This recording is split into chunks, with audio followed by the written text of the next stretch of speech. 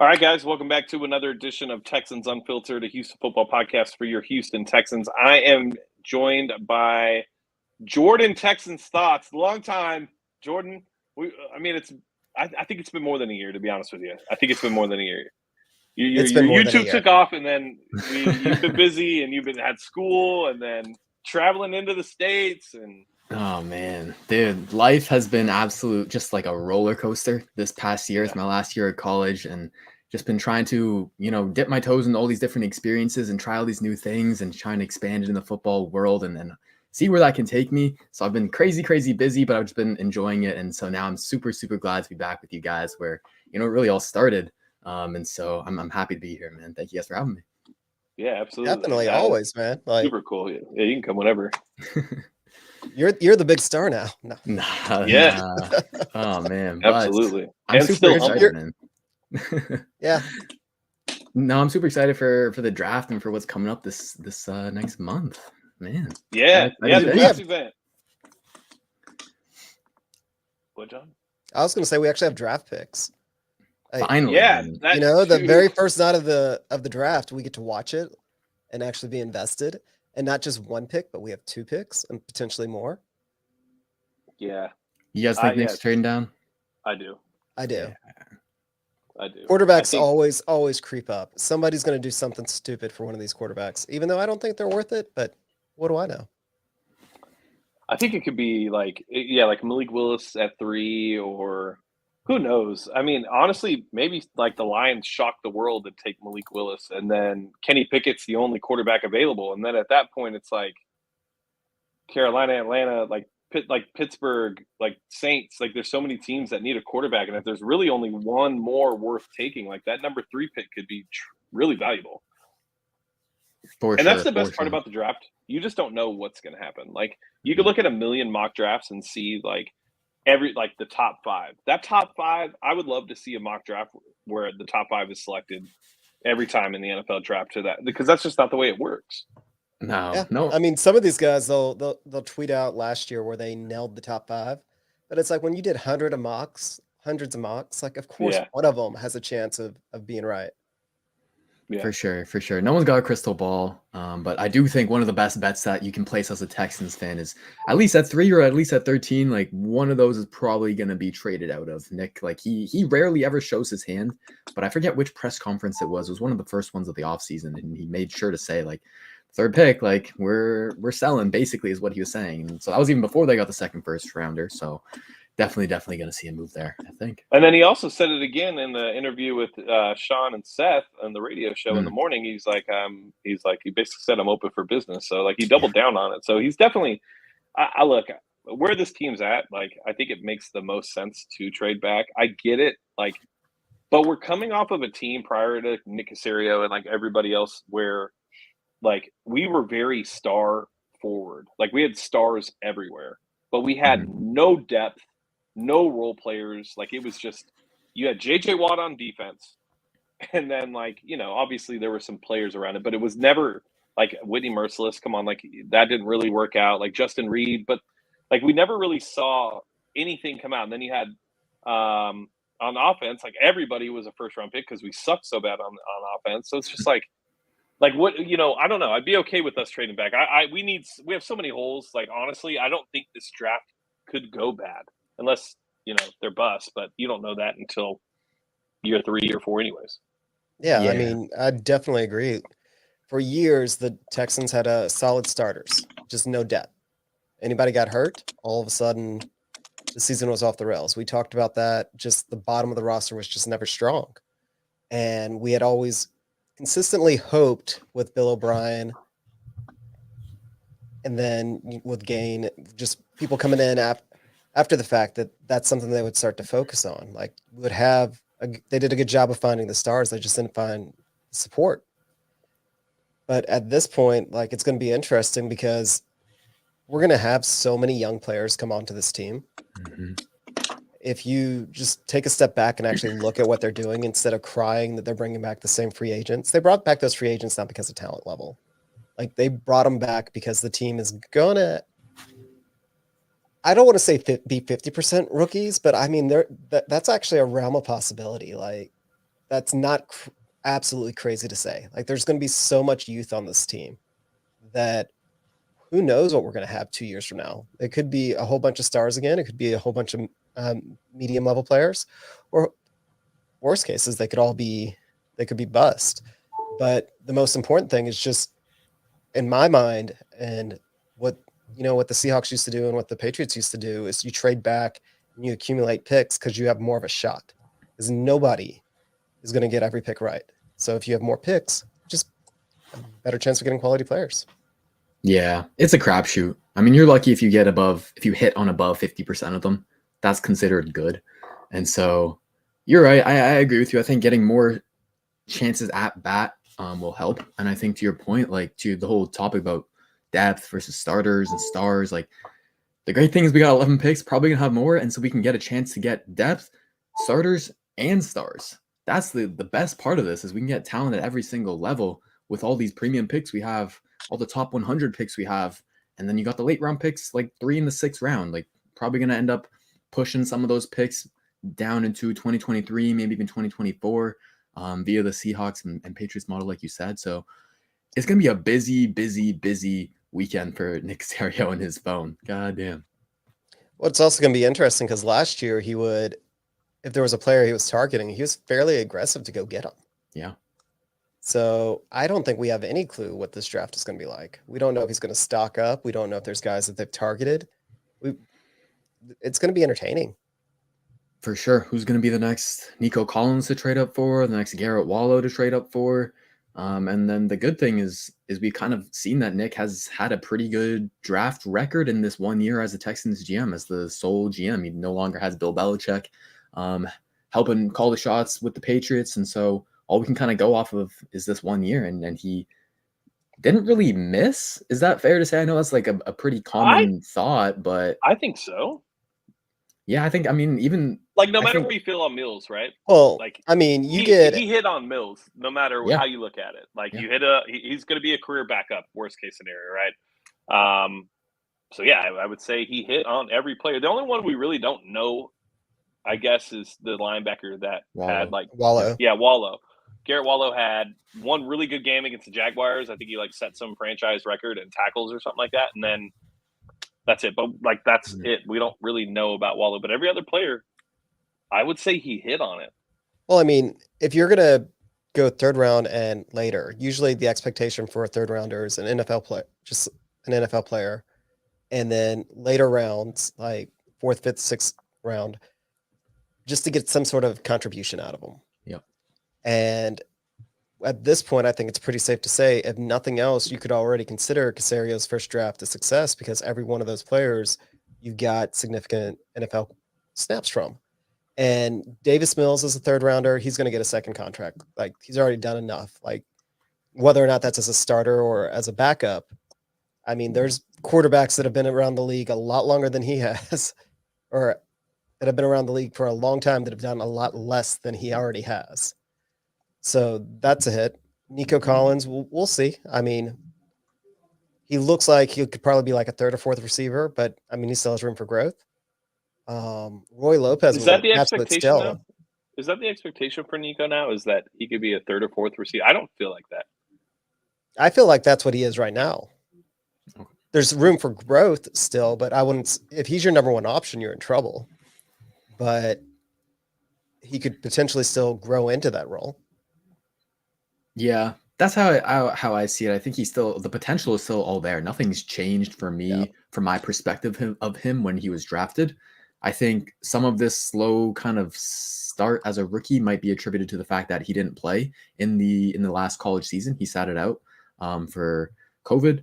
And so knocking off some rust, getting more comfortable.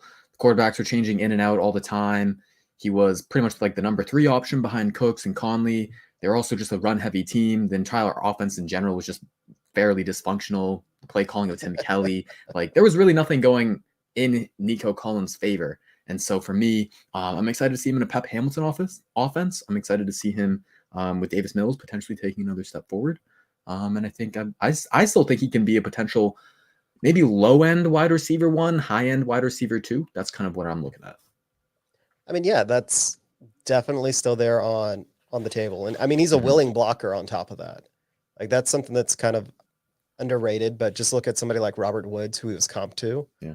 The more that I watched him play, the more that I agreed with that comp. Robert Woods was, prior to getting hurt, was probably the best blocking wide receiver in the NFL. And Nico Collins is nowhere near that level, but I could still see him kind of growing into that. Like he's going to be around for a while.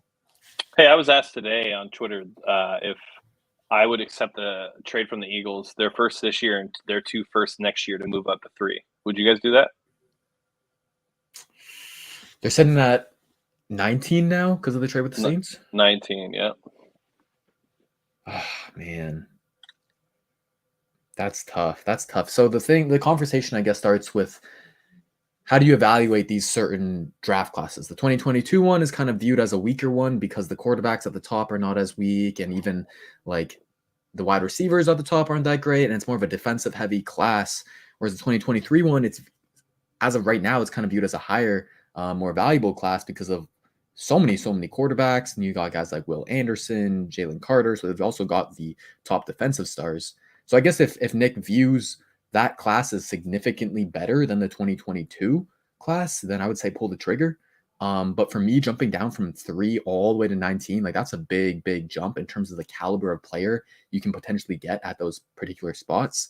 So my initial reaction says no, but if you're really sold on that 2023 class, then I would understand making that trade. Yeah, I think I look at it as I kind of look at it like you, Jordan, except though I don't see it as moving all the way back to 19. I see that we have that 13 buffer. Yeah, so where it's like you could still kind of get that impact player that you're looking for at 13. I mean, if you look at the draft, like Jameson Williams could be there. Like there's a ton of players that could potentially be there. And then now you're kind of bolstered up for next year too. You got 4 1s in the draft, which literally, no matter how the season goes, gives you the opportunity to make a move, to do whatever guy it is. It gives you the hand that you need in poker to kind of win it all, if you want to, or it gives you the opportunity to trade those for other assets in the season, whatever it may be. I think I would take the deal. Well, I think it also goes with your scouting department. Like the consensus out there right now seems to be that there's 1 or 2 guys in this draft that may be a star, and that's it. But then there's a whole lot of guys that could end up being role players for a long time. If you truly believe that, like if that's the report you're getting back, like there's no one that's a definitive 3, like if you've got more players on your second tier than you do on your first tier, like you only have 1 or 2 people on your first tier, then yeah, then I think it makes sense because you're just stockpiling assets. But if you have somebody that you're targeting and you're like, hey, say you have, I know Sauce Gardner right now is everybody's like a favorite, but say that you have him, Hutch, and I don't even know who I'd put, Hamilton. You have those 3 as your top tier player, and 2 of them are gone. I think if that's who's in your top tier, especially with as deprived as we are of talent, you keep that pick. But if you honestly don't believe that there's that big of a difference, then you trade back and just get more players. Yeah. I think that's a great point, John. I think that's a great point. I think at the end of the day, how I view draft trades, it should come down to who's available on the board. That's why I was a little confused when the Saints and Eagles made that trade, because clearly the Saints are trying to move up and get their guy, but they don't know if they're going to be available at the spot that they traded up to. So it's just adding that layer of risk involved. And so, yeah, the trade at the end of the day comes down to like your scouting department and who you feel strongly about at those certain positions, at least for me, for those draft slots. Yeah. And I agree with you, Jordan. I think in the sense of like what the Saints did yesterday, like you really just have no idea what you gave up and for what. Like there's no way that you're going to be able to predict how this draft is going to go. And I've never understood trades that happen 2-3 weeks prior to the trade deadline, unless it's to the number 1. Like if it's to the number 1, maybe number 2, like that makes sense. You know, you're going to get 1 or 2 guy. But outside of that, like it's a pure crapshoot. You have absolutely no idea, and you just gave up a shit ton of draft capital to be able to do it. It doesn't make any sense to me. I mean, maybe it'll start to make more sense as we get closer to the draft, but as of right now, I'm in complete agreement with y'all. That leaves me just scratching my head. Like, who are you targeting? Like, what are you doing? Yeah, for me, I thought going with your logic, like if they move up to 16, I think they went from 18 to 16. That was like the main move there. There's still 15 teams ahead of you. Like, there's no way you can predict what those 15 teams are going to do. And I'm sure they have their sources or whatnot, and they communicate with all these other GMs and scouting departments, and they kind of get a feel for what positions and maybe what players teams like. But teams are going to lie all the time. They're not going to try and do you any favors and tell you who they're going to take. There's just no way. And so kind of thinking about that and piecing that together, I guess for the Saints particularly, I kind of now think that maybe they're just trying to get those two first so that they can trade up even more for the quarterback. I don't know. I think they have two paths there. So, but that's the Saints. We don't got to talk about them all day. But you have to wonder, and yeah, you're right. Like, we should probably move off of that. But you have to wonder, like, with like only 15, like 15 and 16, right? Yeah. And is that all they have, right? The Saints? I'm gonna double check. So. Like, is that even enough to move up to 3 if you need a quarterback, possibly, or 6 or 8? Well, there's talk that the Saints can put together the package they can put together would be just short on the trade value chart. However, there's a belief that the Texans were very interested in a couple of Saints players with the Deshaun trade. Mm-hmm. And so that there's already might be a little bit of a framework there. Yeah, so they have 16 and they have 19. And they also have a second round pick, which is the 49th overall. So that would be 3 top 50 picks. And then you talk of putting in a young starter on a rookie scale contract, which is what Nick Caserio wanted as part of that Watson deal. It's very intriguing.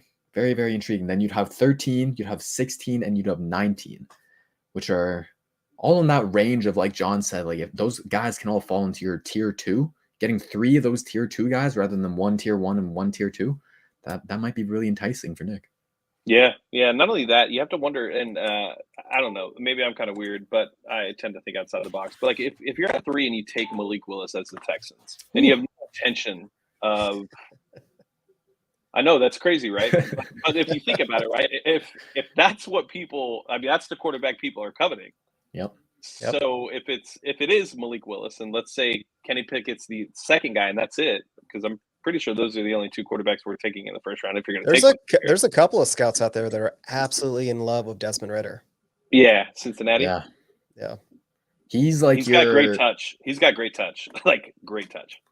He's your kind of Mac Jones of this year. He's the super experienced 4 or 5 year starter. I think he has actually the 3rd most wins in college football history. He's really elevated that Cincinnati program.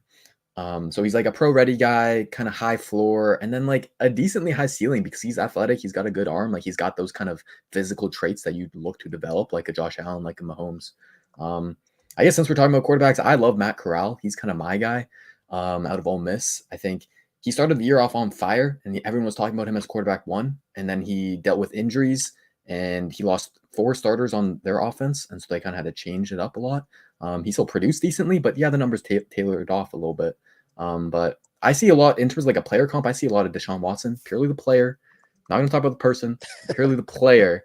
He reminds me a lot of Deshaun Watson. And yeah, I don't know. He's my guy, but I haven't watched his tape, so I don't know. But I've seen a lot of people talk a lot about him. He's fun to watch. That's the best way I could describe Matt Corral, especially this past year with Ole Miss, and when they were straight humming. That offense, I mean, they were fun. As much as you don't like, or I don't like Lane Kiffin, he put together something that was fun to watch. I mean, my opinion on the quarterbacks is I don't love any of them in one of our first 2 picks. Yep. But if you could get Corral or Ridder or Pickett, or I mean, Willis definitely won't be there in the second round. But I mean, if you could get one of those 3 guys at the top of the second round, I wouldn't hate it. I mean, that's what I've said repeatedly about Mills. Is he, unless you're in love with a quarterback, the Texans don't feel pressure to go get one.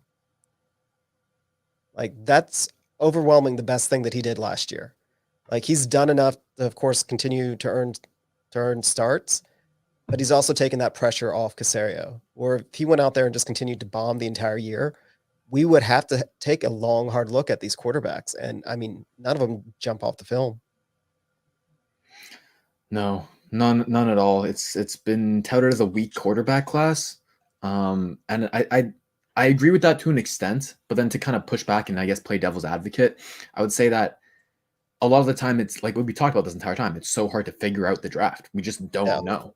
And like people are mentioning, I've seen this brought up on Twitter, is like the Watson and Mahomes quarterback class. That was viewed as a bad quarterback class. Like, It was. Josh Allen was viewed as a bad quarterback. So like statistically, statistically and historically, like one or two of these quarterbacks is going to hit and is going to be kind of a star and being a franchise guy. And it's just about picking the right one. And so if the Texans can take that risk in the second round rather than the first round, like I'd be all for that for sure. Yeah.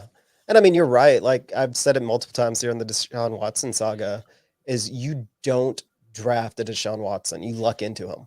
Yeah.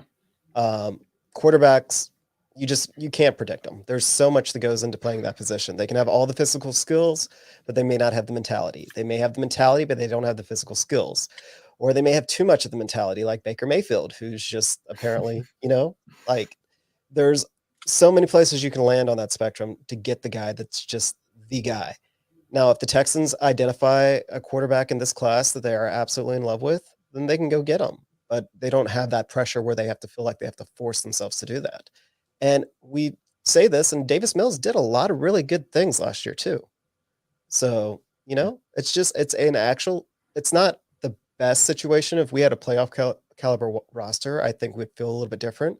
But where this roster is and as many holes as there are, like there is zero pressure to go get a quarterback. Like if one of them falls, then awesome.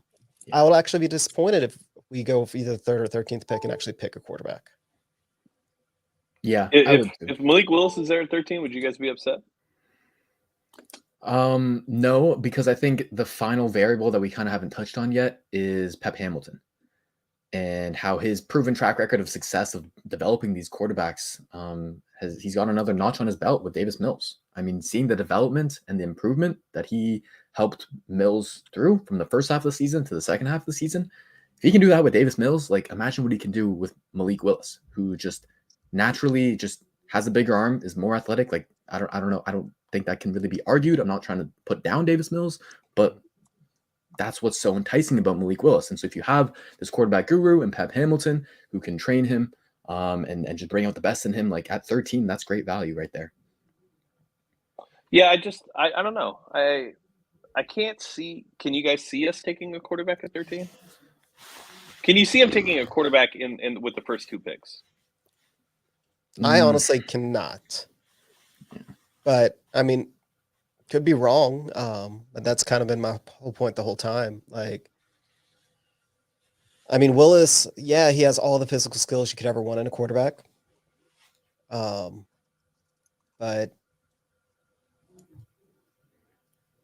he's still very raw.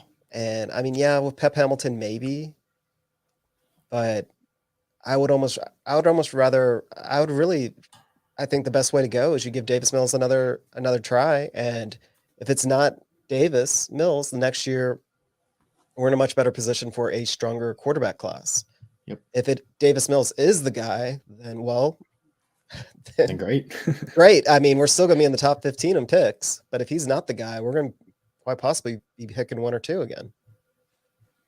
Yeah, I wouldn't put money on the Texans ending up taking a quarterback in the first two picks. I think another thing that we're seeing, the only way that we can kind of get a read on the players that they like and might target is who's visiting them. And so we've seen Sauce Gardner, Kyer Elam. We've seen that they're going to have Hutchinson and Thibodeau there. I believe Ekwonu as well. So we haven't seen a single thing about any of those top quarterbacks, about Willis, about Pickett, Ritter, Corral, none of them.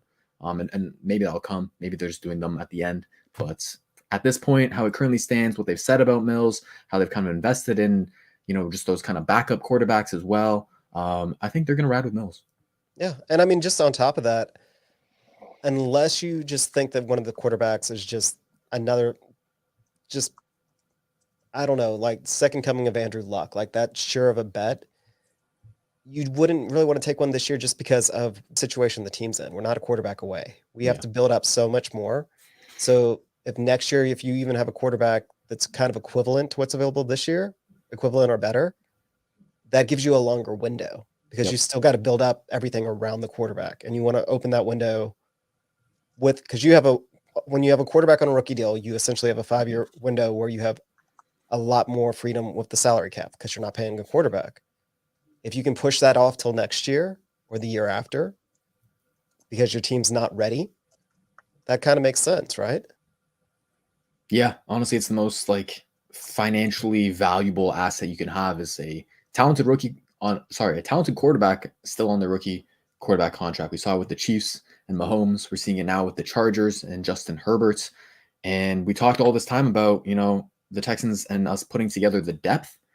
We build up all this depth. Maybe we get a few starter caliber players here and there, your Malik Collinses, your Kemi Grugier-Hills, and then you find your quarterback, get him on a rookie contract, and then throughout those next 5 years, and you can add those big ticket free agent additions and hopefully build your stars that way. So I think that's a very legitimate and feasible plan, theoretically, of course. Now they just got to execute on it. I mean, right now it looks like next year when all the dead cap rolls off, like our cap space will be just otherworldly. Right? Yeah. If Davis Mills is the guy, if they hit on this year's rookie draft picks, then as soon as next year they can start spending on those vets to make the team a legit competitor. Mm-hmm. If they're not ready, well, then they can just save that cap space, but you're not paying you're no longer having a quarterback contract that's going to eat into that. Like this could just be literally on depth. Okay, and also when it comes down to the quarterbacks, like when we were talking about quarterbacks, like in Jordan, you brought up like the Deshaun class wasn't supposed to be good, the Josh Allen class wasn't supposed to be good. Like this happens actually, it seems almost every 2 to 3 years. Yeah. There's a lull of quarterbacks. But like we've also seen that with those quarterbacks that weren't supposed to be any good, like when you have the pieces and you have the coaching staff and you have the time to develop these guys that are not touted as top tier quarterbacks can actually turn into something. Justin Herbert is a prime example of it. Josh Allen is a prime example of it. Honestly, you could say Patrick Mahomes is maybe even the best example of it because nobody was a fan of Patrick Mahomes. Coming into that draft, everybody thought he was just an air raid quarterback. He didn't know how to go through his reads. Like, nobody expected Patrick Mahomes to be what he has become. But when you surround that quarterback with talent and great coaching and a good front office that can build a roster, somehow now these quarterbacks are able to actually do more. And it's like, so you have to wonder if any of the teams do see Malik Willis or Kenny Pickett or even Matt Corral in that light, because Pittsburgh is one of those teams that could very easily produce at the quarterback position by taking a rookie. I mean, they have the talent on the roster. I would actually cut in and say the opposite. Look at teams that aren't ready to have a quarterback and how they destroy these prospects that are supposed to be can't miss. Look at Jameis Winston and Marcus Mariota's careers. We don't know what's going to happen with Trevor Lawrence, but it didn't get off to the best start. Like, this is a can't miss guy, and you're just letting him get it shredded. So it doesn't, I would almost argue that it's the exact same point. Yeah. If your team's ready for a quarterback, you can take a second tier quarterback and elevate them. If your team's not ready for a quarterback, you could take a top quarterback. You could take the top quarterback of all time, and you're going to drag them down. Yeah. No, you guys are both. Yeah, you guys are basically saying the same thing, but from both different team perspectives, and I agree. And I think, in terms of James's point about taking these raw quarterbacks and having them on talented teams, like I think that's why scouts are always like bet on the traits, because like you talk about all the quarterbacks you mentioned, like Mahomes, Herbert, all those guys, Allen, they're all raw in terms of like the mental aspect of it, in terms of reading defenses, going through your reads, yada yada yada, your mechanics, but like all that stuff is fixable. And what's not fixable or what's not improvable is like all of their athletic traits, their big arm, their mobility, their just, ability to like make crazy plays, scrambling around off script. And so there's going to be a lot of teams who are going to buy into Malik Willis because of that. But then you look at the other guys like Kenny Pickett and Desmond Ridder, and that's kind of not their game. They're more like the pro ready pocket passers. And so I don't know that we're going to actually see that many teams trade up for one of these guys, but definitely Malik Willis will be the crown jewel for sure. Yeah. All right. So let's get to the third pick overall. Ideally, and if we're looking at the draft, I mean, we're only, 2 weeks away? 3 weeks away now? Kavion has fallen, it seems, even though that's probably not accurate. Kyle Hamilton has fallen, according to some reports. Can the Texans really mess up the pick at 3? I guess, and I'll start with you, Jordan, but like with this roster, even if they were to go tackle, which seems to be a pretty hot topic on Texans Twitter, if they go tackle, are they truly messing up the team? Like, is there a pick in the top 5 picks that, people have pretty much highly regarded as those top 5 picks? Can the Texans really mess up the number 3 pick overall? I would say messing up, not necessarily, because if you take a tackle, it'll come down to kind of the moves that you make afterwards. Because clearly you already have kind of your 2 tackle set with Tunsil and with Titus. Now, if you go take a guy like Evan Neal, you go take a guy like Ikem Ekwonu, the great thing is both of them have played guard in college. So potentially moving either one of those guys to guard, I would be much more in favor of that rather than moving Titus to guard. So it's kind of it's taking a tackle would set off a chain reaction. And so what you do with your second and your third moves of that chain reaction will dictate whether or not that draft pick at 3 is like going wrong. You know what I mean? I don't know if I'm explaining this the best way, but I think you can still take a tackle. And as long as you have the right plan in place, it's not going to be kind of a waste of a pick or a bad pick. Okay. All right, John? I mean, short of taking a punter. Well, they're not in the top 5 of what everybody's talked about. So that you kind of missed that nugget there, John. No, I heard it, but I mean, that's just kind of my point. Like, we have need everywhere. I mean, even if it's taking a tackle and moving somebody to guard, like, that's obviously a need. Offensive line is a need. Yep. So I really don't think they can screw it up. I mean, there's other things that could potentially happen. Like whomever's the 3rd overall can end up being injury prone or something like that. But just from a strategy base, like, this is one of those where it's kind of fun to watch them this year, and actually low stress because there's not an agreement on a need because we need everything. Yep. Yeah, I think I agree. I really can't see it. Like, even like with what Jordan said, like, even if you do take a tackle, let's say you take Evan Neal, there's a corresponding move that's likely to lead to something else, right? I mean, I kind of see like if we took Evan Neal and moved off of Tunsil, which, I don't think that's going to happen. But if we did, like, the positives to that, you have a great left tackle on a 5-year rookie contract that is going to be a staple to your offense moving forward. And then you have a tradable asset in Laramie Tunsil and also freedom of cap space once moved. So, yeah, I really can't see a situation where with what the Texans can do at 3, they could really mess this up. Maybe taking a quarterback, but, like, honestly, even then, like, I don't know if that truly messes it up. If they believe he's the guy, like, who the hell are we to be like, yeah, that, like, we messed up the pick. You used the 3rd round pick on Davis Mills last year. Like, and that'll be the argument. I promise you that'll be on Twitter if they did. If they like, you wasted a 3rd round pick.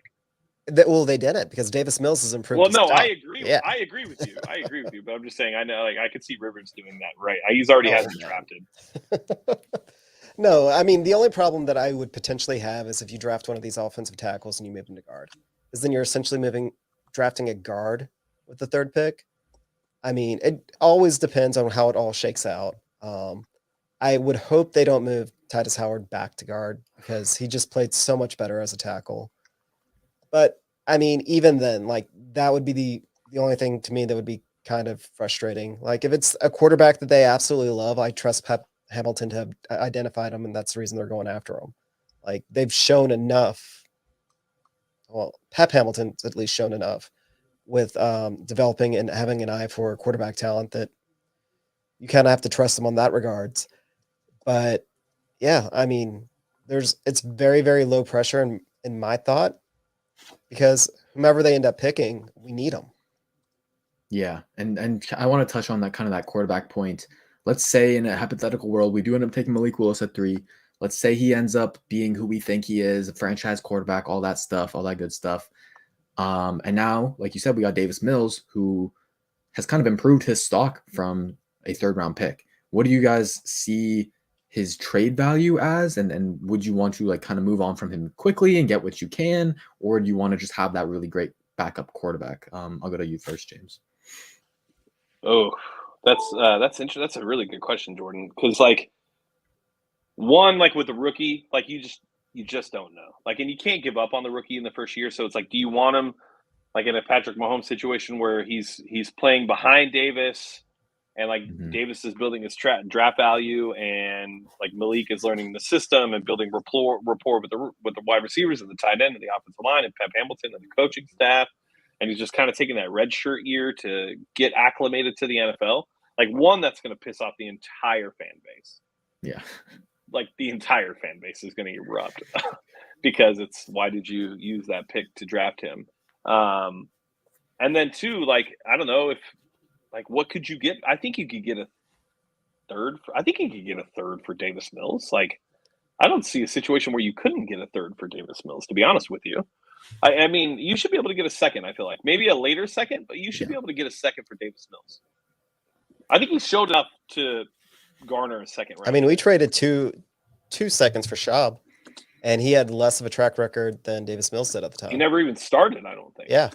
So, I mean, if a team felt like they were a quarterback away, could potentially come get Davis Mills, or he plays another year as the starter and lets the rookie sit. It would be odd, to say the least, just because no one on this class. It's not the situation where you had Kyle Murray and Josh Rosen, because Josh Rosen obviously struggled, did not look good, and Kyler Murray, I mean, he's just an exception.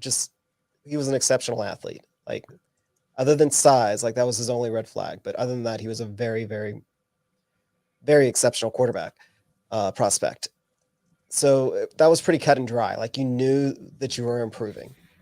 There's not a quarterback that you take this year that I would say you can say with 100% certainty is going to be an improvement over Mills. Yeah, I think that's a fair statement for sure. So I guess it's a difficult question. I guess What do you think he's worth, Jordan? Okay, what do I think he's worth? Yeah, I don't think you can go lower than a third. What I would say is maybe a third and like a fifth, or potentially a late second, like you said. But I do think he's outperformed his draft slot and thus would be worth more than a third. And because quarterbacks are the most valuable position, most valuable commodity, their prices are always going to be a little higher than every other position. And it's rare that you get a quarterback on his rookie contract, really just in his second year of his deal. So that's going to be a very interesting negotiation for Nick Caserio to make. But I do think late second or a third and maybe a day 3 pick would be his value. Do you think you've watched? I would probably assume that you've probably watched more Davis Mills film than probably anybody else on Texans Twitter. I think that's a fair assessment. I honestly don't believe anybody has watched Davis Mills the way you have. Coming out of the season, I know I'm not going to ask you if your stance has changed as far as whether he should be a starter or a backup. But I will ask, like, based on what you thought the night he was drafted to now, what has changed for you on your perception of Davis Mills? Because you were not happy that he was drafted, right? I mean, I think that's fair. You weren't happy, and I think that's okay. I think that's a fair. I mean, look, we all know the likelihood of a third-round pick becoming anything is very slim, and it doesn't make sense when you have a roster with so many holes, coming off of a season where you're not playing your quarterback. Like, I totally get the frustrations with it. But since that time, now that you've had time to reflect and look back on it, like, where do you look at that pick and, like, what are your thoughts on it now? My thoughts on it now is that I was definitely, an emotional, like, heat of the moment, like, just a little bit frustrated because I felt that with the shape of the roster, yes, like there should have been many other better players that we could have taken.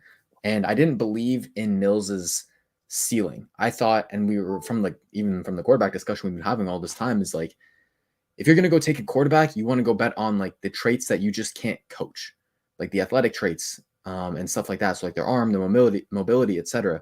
And I thought Mills didn't really show to have those elite traits in college in terms of an elite arm, in terms of elite mobility.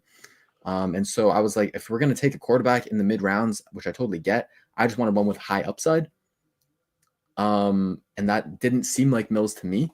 Now going over his film and the improvements that he made, I will absolutely 100% admit that like he made improvements. He looked better than I thought he would be for such a raw college player who had very little experience. So all credit deserved to him. And I think I'm going to not have a very great answer here, not the answer that people want to hear, but I think I just need to see more. That's really what it comes down to at the end of the day before I kind of make a big judgment over whether or not he can be the guy to be a franchise quarterback, be a Super Bowl contending quarterback. I just need a bigger sample size. But I love what I've seen so far, and I think that the arrow is trending upwards 100%. And I think in terms of one of the main traits I was looking at, mobility, like he showed that he's not a statue. Like he's definitely not a statue in the pocket. He can move around. He had some very surprising like jukes and being able to make the first guy miss and dump it off for a little check down or scramble for a few yards. Like he's not a statue back there. So that's a plus. I think what I want to see more of is basically anticipatory throws, more consistency on the deep ball, like in the latter half of the second season. If he can just continue that for the entire season, like, man, you've got something there. Because he was making some difficult throws. So I think the arrow pointed up. And I would definitely say I let the emotions and the heat of the moment get to me on draft night. We all do that. We all do that. I don't think there's anything wrong with that. And that I think like every time I'd see somebody come after you, I'm like, dude, you guys just don't get it. You guys literally feel the exact same way about Deshaun, and you guys have all acted emotionally, like myself included, like about the whole Deshaun situation. And Jordan hasn't showed it once with that situation, but he showed it with the Davis Mills pick. Like it's no different than what you guys have done all these other times. I think I've just always gone back to with Mills is the fact that like I look at the roster and I look at the play calling and I look at just the scheme and the lack of run game. And it's like, I just don't know who could have succeeded in that role. Like, honestly, I believe you could have put Malik Willis there, or you could have put any of these quarterbacks. And honestly, I don't know if they would have done what Mills did at times. And like, that's what I always go back to. It's like with no support whatsoever, what expectation can you really have for a guy with 11 career starts? Like, I don't think you can have any. You can just kind of be optimistic. Yeah. And I think that's definitely something that needs to be weighed in, especially when we're having this conversation about, what helps make all these quarterbacks more successful is when they're drafted into these good teams that have all the coaching, have all the talent, have the O-line, the weapons, et cetera, et cetera. And Mills had none of that. He was drafted into a Jameis Winston scenario, a Marcus Mariota scenario, like John said. And he looked like them in the beginning half of the first season, but he took the time. They clearly did some sort of like self-evaluation and worked on some of his things, and he got way more comfortable and looked like a completely different quarterback. Like you could genuinely tell me that we played two different quarterbacks, like in Davis Mills, like two different versions of him, and I would 100% believe you because it looked night and day. And that type of in-season development is honestly really, really rare. So I think there could be something special there potentially. But I'm excited to see more. I just want a bigger sample size. And that's kind of where I stand on it. I think, and I mean, we've got you throw out, other than the Patriots, like the defenses that he torched were not good defenses. Yeah. However, the Patriots are the outlier. Like that's where he also seemed to find himself. And that Patriots was the one game that we should have won. Yeah. Based off of his performance. Yeah. And I mean, the things you got to look at with Mills is he has, for a rookie, he had much better pocket awareness than I expected. Except for the jump sacks. I'll never understand the jump sacks. I'll never understand the jump sacks. Nobody could ever break that down for me.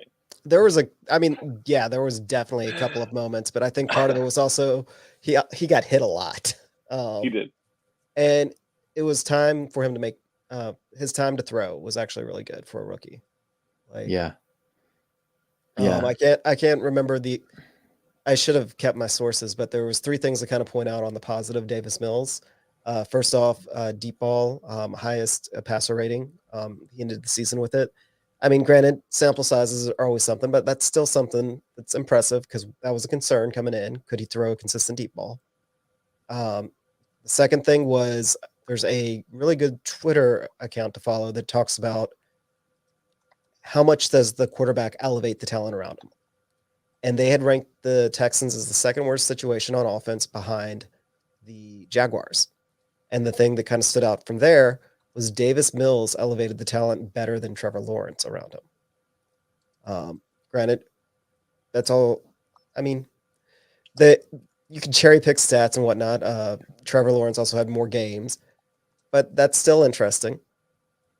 And the third one was just his decision making. Like he's on the positive scale when it comes to rookies, and just how often he would make throws under, I think it's under 2.4 seconds, that it actually led to positive plays. Yeah, and I agree with you, and I like the stats you're bringing up. I think the stats, like you guys know me, I'm not a big stats guy, but I think there's a lot that are in Davis Mills' favor.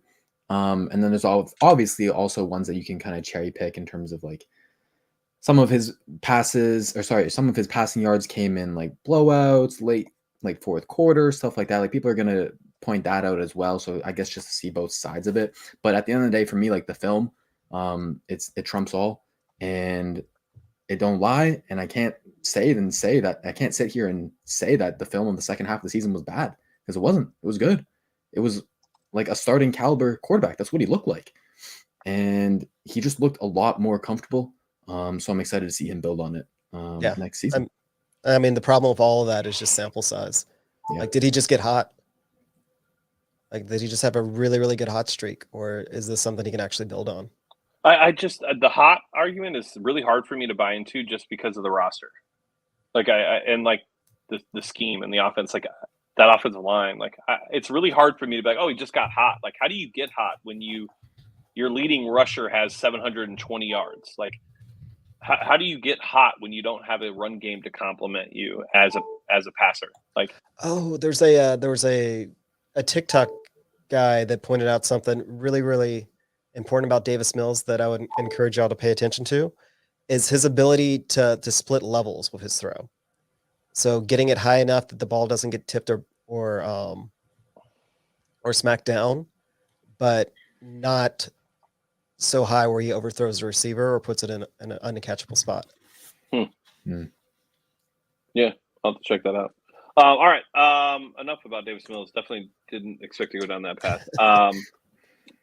But that's what happens when you haven't talked to Jordan in forever. I want to get all his thoughts. And then, all right, so 13th pick overall, Jordan, in a dream scenario, where let's just say dream scenario for you, 3 and 13, no trade backs.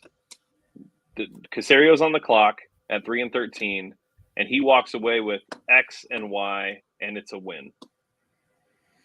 Yeah, my dream scenario would definitely be a pairing of Kyle Hamilton and Jermaine Johnson.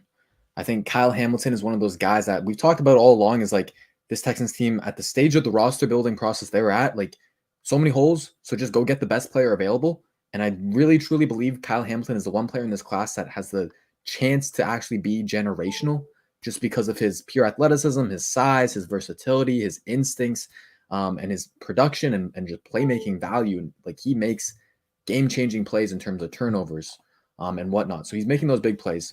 So I really think he can be the guy at 3 that you can build your defense around.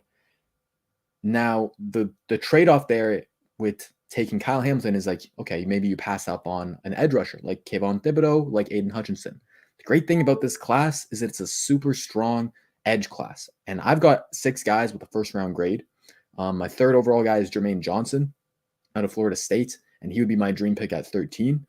I think he is the type of guy that can be your kind of number 1 pass rusher, the guy to get double-digit sacks, to get like 18 to 20 tackle for losses a season. Like he's going to fill the stat sheet because of his power, because of his speed, because of his motor. And he's one of those guys that is just super, super physical. And that's what the Texans have been saying they want to get, is these physical. They want to be a physical football team. They want to be fast, fly to the ball. And that really explains Jermaine Johnson to a T. So that would be my duo at 3 and 13. Okay. All right, John. So this would require a little bit of luck, but my dream scenario would we somehow walk away with both Sauce Gardner and Kyle Hamilton. I know, right? Would require a lot of luck. But there's a little bit of the Patriots mentality where they would build from the back of the defense forward. If you can cover, you can develop pass rushers. Part of it is also that if you could get like a good secondary, secondaries usually last a little bit longer, so it does lengthen the window. I just like both players a whole bunch, and this talk that Kyle Hamilton may fall back and Sauce Gardner, you could probably still trade back if you stay within the top 10, and there's a chance, maybe. Like, it's not realistic. It would require a lot of luck and a lot of things breaking the right way, but like that would be my absolute dream scenario. Because I mean, me walking away happy, like honestly, I'm gonna be excited with whomever we bring in. Like again, there's so many solid prospects this year. There's so many holes on our team. Like there's no one that I'm gonna be upset that they get displaced by a rookie. But dream scenario is somehow magic happens and we end up with Sauce and Kyle Hamilton, or you know what, if the Derek's shoot from LSU, like replace either one of those guys with him. Derek like, Stingley? Either way, Stingley. There we go. Yeah. So just work that in. We come away with 2 of the 3 top secondary prospects. I would definitely take that. All 3 of us are defensive guys. I think it's pretty clear, and it kind of has been for a long time. So I'm going to reverse it now, and John, I'm going to go to you, and then I'll go back to Jordan. Let's take defense off of the board. Let's say they go heavy offense. Really want to see if Mills is the guy. Put the best roster around him on offense. If it was an offensive-driven draft by Caserio, who would you like to see at 3 and 13?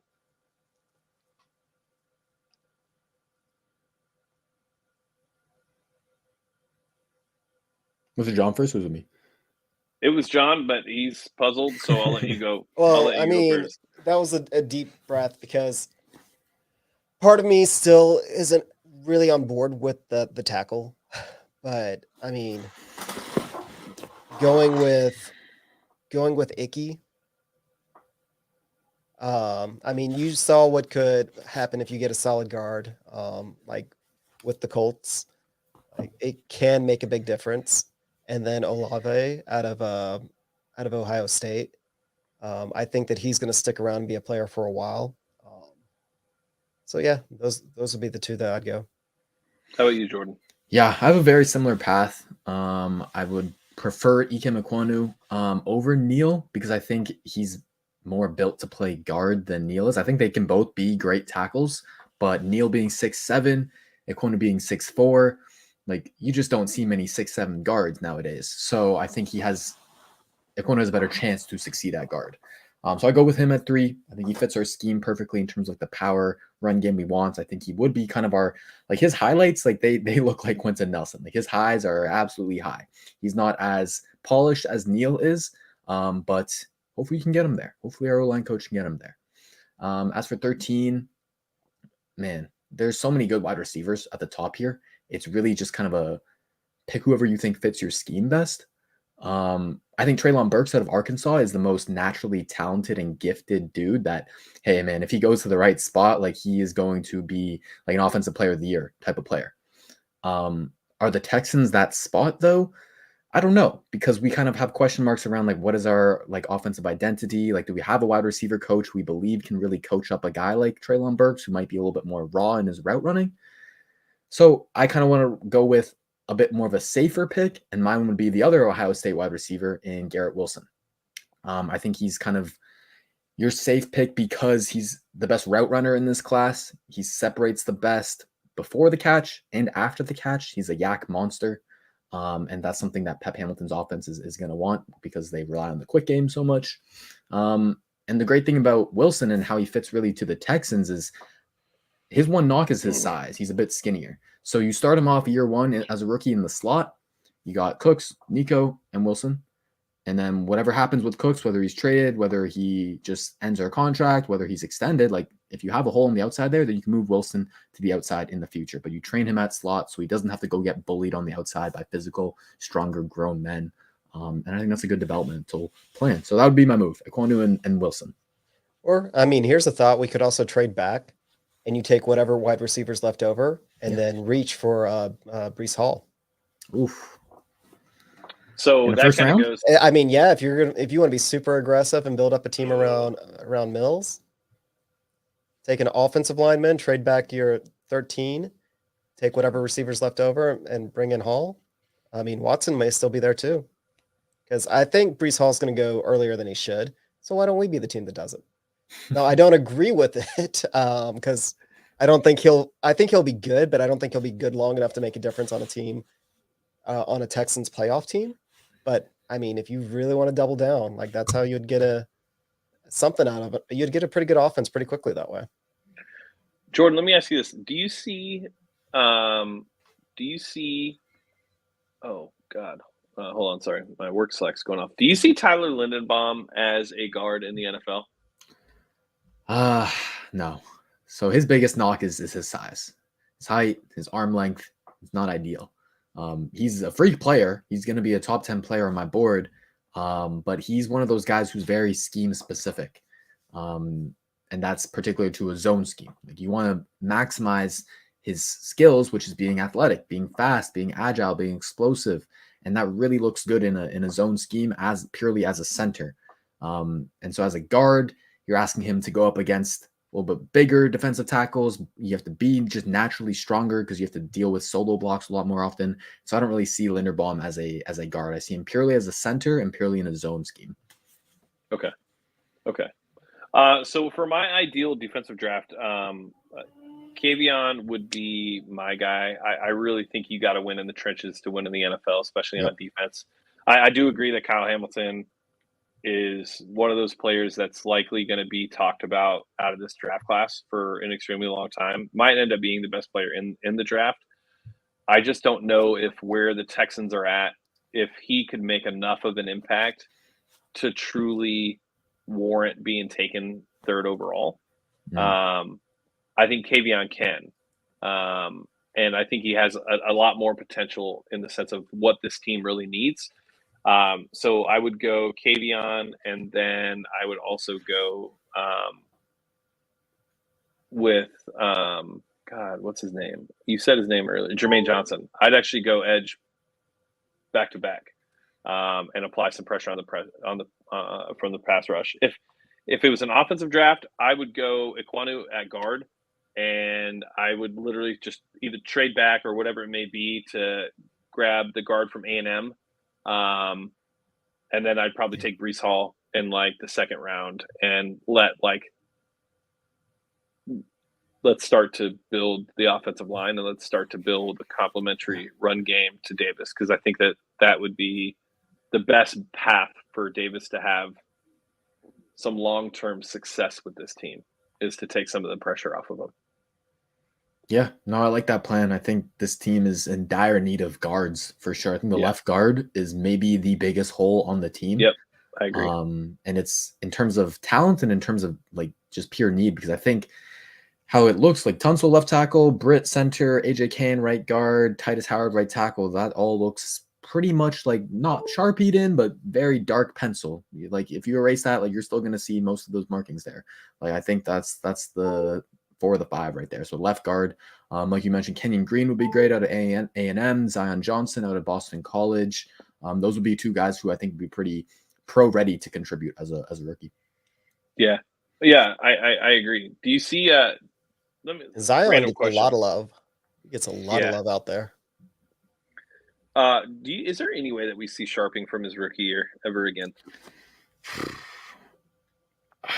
It's so hard to say because I feel like they almost broke him. Yeah. Like it seems like it seems like they mentally broke him down by rotating him in and out of the roster, the starting lineup, not even just within the game, but just throughout the entire season as well. Like it was both.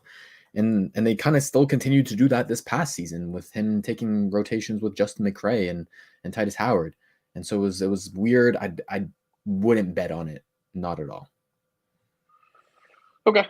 Carl, I always can't ever pronounce his last name, but the Penn State defensive end, people are saying he's a bust. He should not go in the first round. Penn State defensive end Arnold Ebiketie? Yeah, I think it's Penn State, or is it? It starts with a K. So, sorry, Karlaftis? Purdue. Yeah, George Karlaftis. His thing will be, can he be moved inside? Did Jordan freeze? Jordan did freeze. Yeah. No, with him, if he can move inside, then he'll be pretty good. If he can't, if he gets beat up inside, then yeah, he's gonna bust. Yeah. He's just too short. Give Jordan a second. Oh, he's restarting his computer. All right. Sweet. Okay, well, he'll be back. All right, so while he's restarting, let's hop around. So Brandon Cooks trade. There's been talks about him being traded. Garrett Wilson put out that he won't be traded. Trade Brandon or don't trade Brandon, John? I mean, I'd prefer not to because our wide receiver core is still pretty barren. But I mean, if you get a second round pick, which is fair value for Brandon Cooks, then I can completely understand it. I mean, I'd rather keep him around just so there is at least one proven weapon out there. But I can understand if you get a second round pick. If you actually look at Mills, how Mills performed without Cooks on the field, he actually did better. So I would definitely understand it, even though if I wouldn't be the biggest fan of it.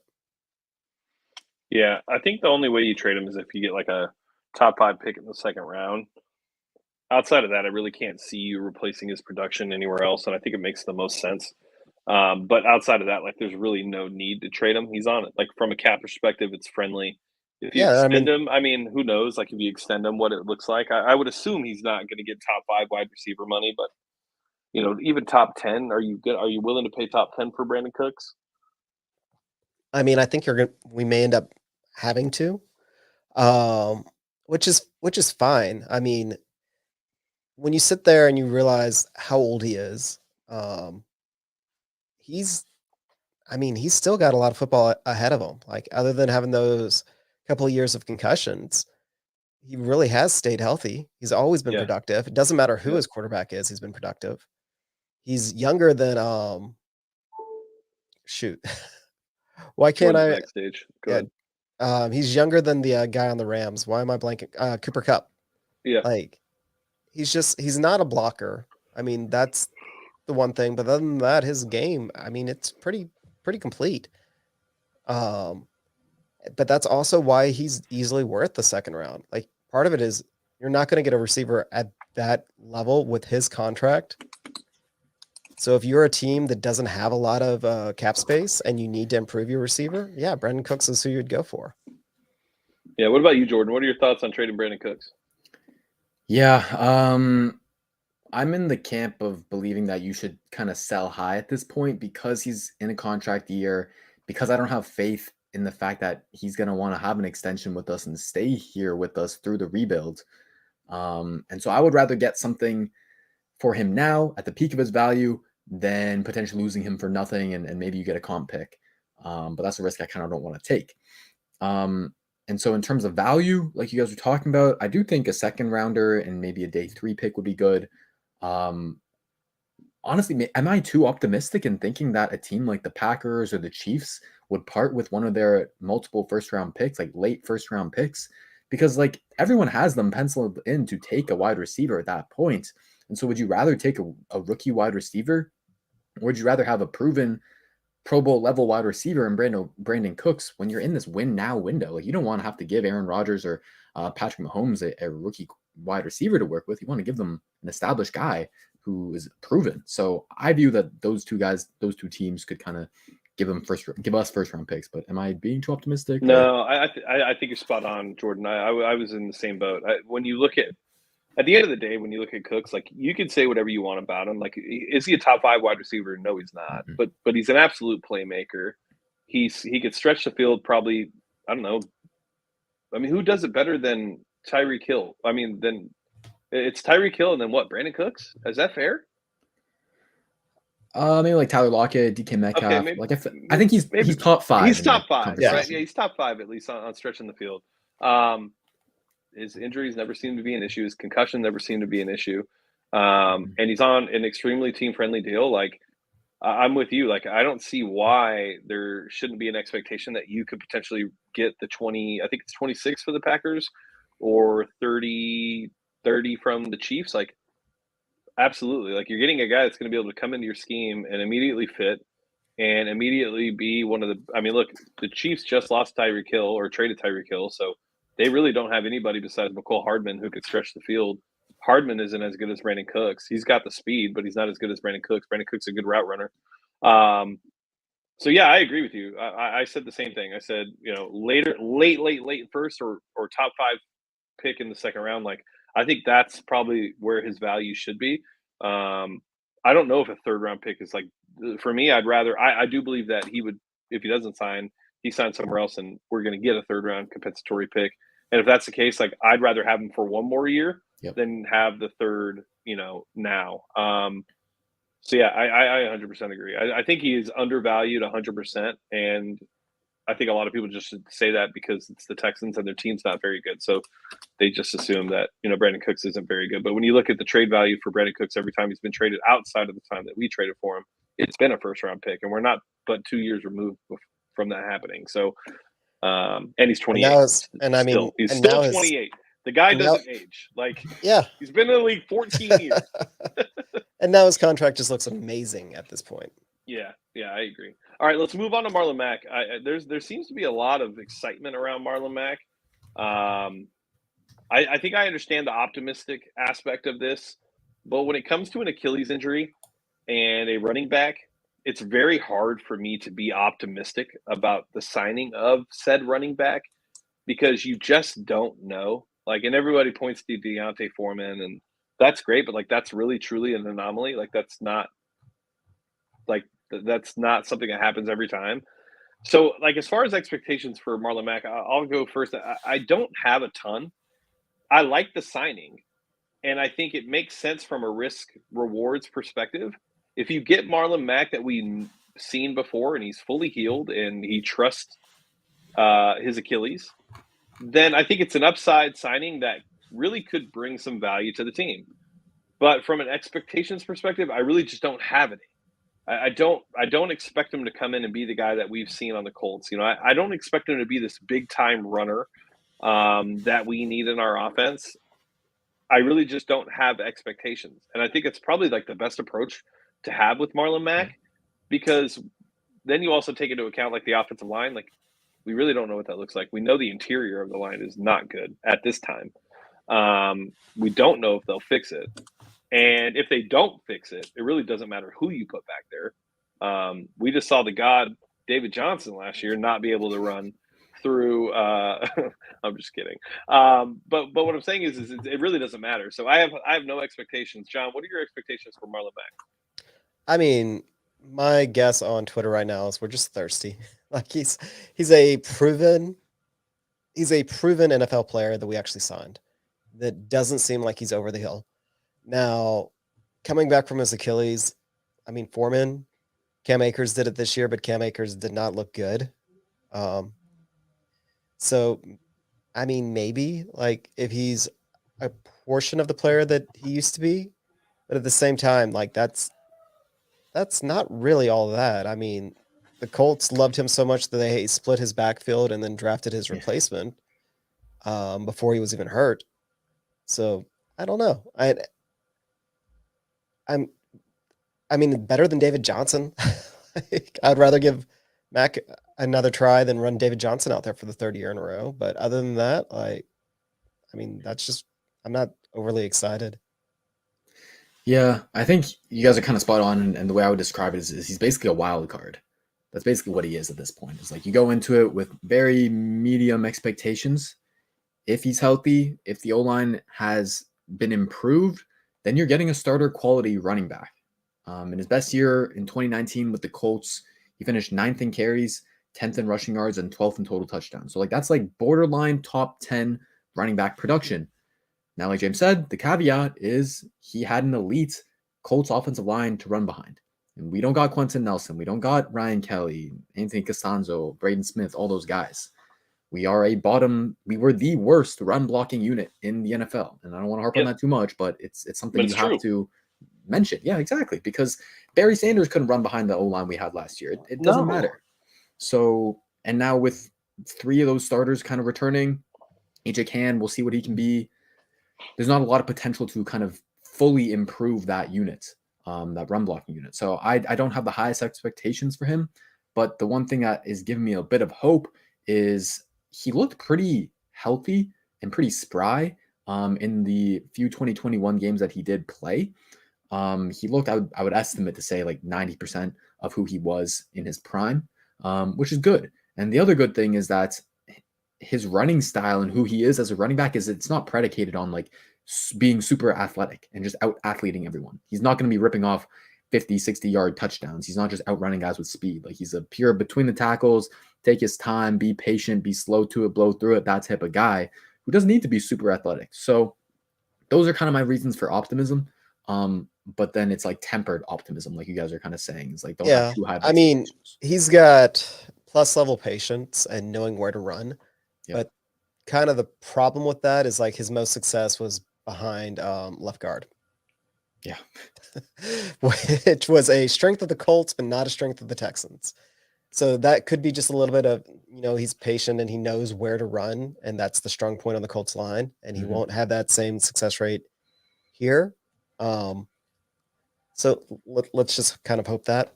But at the same time, like I'm hoping he's like our second string running back and we have a rookie out there anyways. Breece Hall, hopefully. All right. Before we get out of here, last one. We're going to see you, Jordan, on draft night in Houston at Kobo's in Edo, downtown or down in the warehouse district across from Minute Maid Park. We're going to do our live draft show day 1 and day 2. But in case we don't talk again, Jordan, who do you expect Nick Caserio to pick at 3 and 13? Who do I expect? I think one of them is going to be a lineman, and the other one is going to be a corner. Who that's going to be, what the order, I mean, one of them is going to be a trade down, so it's kind of hard to say for sure. Yeah. But I think there's very good odds that they take a guy like Ike Ekwonu at 3. I think if you listen to his press conferences, that is kind of the other, kind of the cherry on top for the players that they're looking for. Like they want them to be very good people as well, especially when you're picking at 3. It's like kind of a face of the franchise type of thing. So they want to have that culture aspect. And if you listen to Ike Ekwonu, like he's a very well-spoken man, very intelligent person. And so I think they're going to buy into that character side of him. So that would be my guess at 3. At 13, I think you could look at a guy like if Sauce Gardner falls there, that would be an obvious easy pick. I think you would think about Andrew Booth, Derek Stingley, and even just trading back into the later 20s and maybe a guy like Kaiir Elam. So I think Ekwonu and one of those cornerbacks is who I would put my money on. Yeah, I think you're probably right. It makes a ton of sense. It'll be interesting to see for sure. At the end of the day, at least we have 2 first-round picks. I think somehow we end up with 3. I don't know how. I don't know what it'll be, but I do think that Nick is going to trade back, like you said, and I do think that we're going to end up with another first-round pick this year, which would be awesome for draft coverage. And yeah, I guess that's about it. John, what else you got? You got anything else? Flyer will be done this week, so we'll be able to promote that. Is that about it? I think so. Okay. Awesome. Well, Jordan, thank you for joining us. It's been too long. Don't let it happen again where we go a year and a half without you being on the show. Luckily, it hasn't been a year and a half since we've seen you. We got to see you during college football season, so that was great. And now we get to see you again, so that'll be fun as well. Cool. Well, with that being said, I'm Young Ari Gold signing off for Texans Unfiltered. We will catch you guys next week.